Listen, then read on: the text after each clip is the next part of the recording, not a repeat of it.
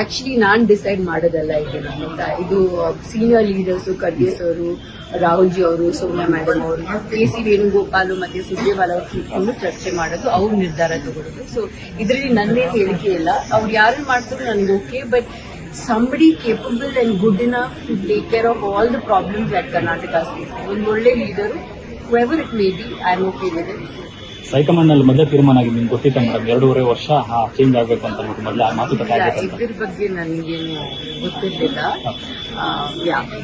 But ಹೊರಗಡೆಗೆ ಬೇರೆ ರೀತಿಯಲ್ಲಿ ಪೋಟ್ರೆ ಆಗುವ ರೀತಿಯಲ್ಲಿ ಕಾಣ್ತಾ ಇದೆ. ಒಂದೇ ಪಕ್ಷದಲ್ಲಿ ಇಷ್ಟೊಂದು ಗೊಂದಲಗಳು, ಬಣಗಳು, ದೊಡ್ಡ ಮಟ್ಟದ ಮೆಜಾರಿಟಿಯನ್ನ ಕೊಟ್ಟು ರಾಜ್ಯದಲ್ಲಿ ಅಧಿಕಾರಕ್ಕೆ ತಂದಿರ್ತಕ್ಕಂತಹ ಮತದಾರರು ಇದನ್ನ ಪ್ರಶ್ನೆ ಮಾಡುವಂತ ಪರಿಸ್ಥಿತಿ ನಿರ್ಮಾಣ ಆಗಿದೆ.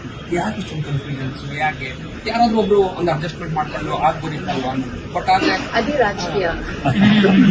ನಿರ್ಮಲಾನಂದ ಶ್ರೀಗಳು 2.5 ವರ್ಷ ಕಾಲ ಸಿದ್ದರಾಮಯ್ಯನವರಿಗೆ ಅವಕಾಶ ನೀಡಲಾಗಿತ್ತು. ಸೊ ಹೀಗಾಗಿ ಈಗ ಅವಕಾಶ ಬಂದಿದೆ, ಬದಲಾಗೋ ಅವಕಾಶ. ಅದು ಯಾಕೋ ಕಾಣ್ತಾ ಇಲ್ಲ ಆ ತರ ಅವ್ರು ಕೊಡ್ತಾರೆ ಅಂತ ಹೇಳ್ಬಿಟ್ಟು. ಬಟ್ ಅವ್ರಿಗೆ ಕೊಡ್ಬೇಕು ಡಿ.ಕೆ. ಶಿವಕುಮಾರ್ ಅವ್ರಿಗೆ ಅಂತ ಅವರು ನಿರ್ಮಲಾನಂದ ಶ್ರೀಗಳು ಹೇಳಿರುವಂತದ್ದು. ಜೊತೆಗೆ ಅಲ್ಲಿನ ಏನು ಬಿಜೆಎಸ್ ಭಕ್ತರು ಏನಿದ್ದಾರೆ, ಒಕ್ಕಲಿಗ ನಾಯಕರ ಭಕ್ತರು ಏನಿದ್ದಾರೆ, ಅವರೆಲ್ಲರೂ ಅದನ್ನೇ ಡಿಮ್ಯಾಂಡ್ ಮಾಡ್ತಿರುವಂತದ್ದು ಅನ್ನೋ ಒಂದು ಮಾತನ್ನು ಹೇಳಿದ್ದಾರೆ. ಸೊ ನೀವೇನು What can I say? ನಾನು ಹೇಳ್ದಂಗೆ I think all the leaders are very capable. ನನಗೆ ಯಾರು ಬಂದ್ರು it's absolutely fine with me, but we need someone very capable who can take care of all the problems also. Actually non decide ಮಾಡೋದಲ್ಲ ಇದು senior leaders ಖರ್ಗೆಸ್ ಅವರು, ರಾಹುಲ್